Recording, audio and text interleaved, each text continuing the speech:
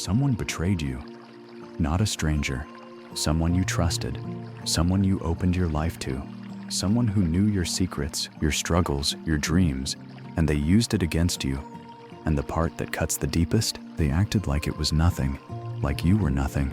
I need you to stay right here, because what I am about to tell you is going to change how you see everything that happened. The person who betrayed you thought they got away with it. Maybe they did, in the eyes of the people around you. Maybe nobody believed you.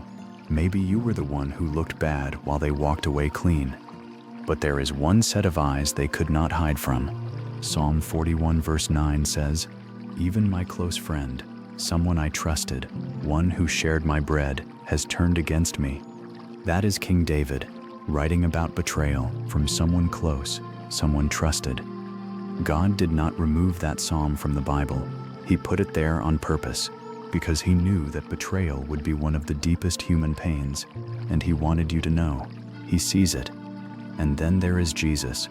Luke 22 verse 48, Judas, one of his 12, someone who walked with him, ate with him, knew him personally, betrayed him with a kiss. The most intimate gesture turned into the deepest wound. And God the Father watched every second of it.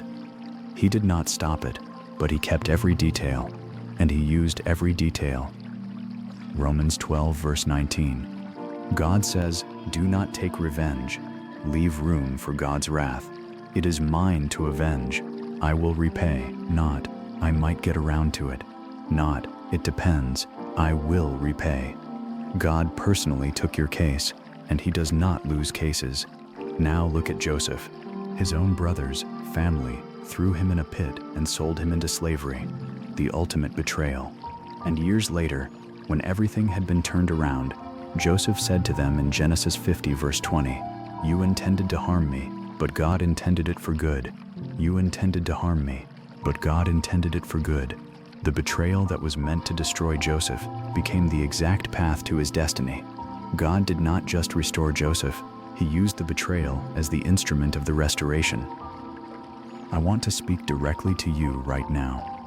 The person who betrayed you did not derail your destiny. They cannot, because your destiny is in God's hands, not theirs. What they meant for your destruction, God is turning into your promotion. What they took from you, God is restoring with interest. And the very people who betrayed you will one day witness what God did with what they tried to destroy. Let's pray. Father, I pray right now for everyone carrying the weight of betrayal. Lord, you kept every detail. You saw every moment, and you said, "It is mine to avenge." So we release it to you today. We stop carrying what was never ours to carry, and we declare, what they meant for harm, you are turning for good. In Jesus' name, amen. If this word was for you, drop a $1 below and send this to someone who needs to hear it today. God bless you.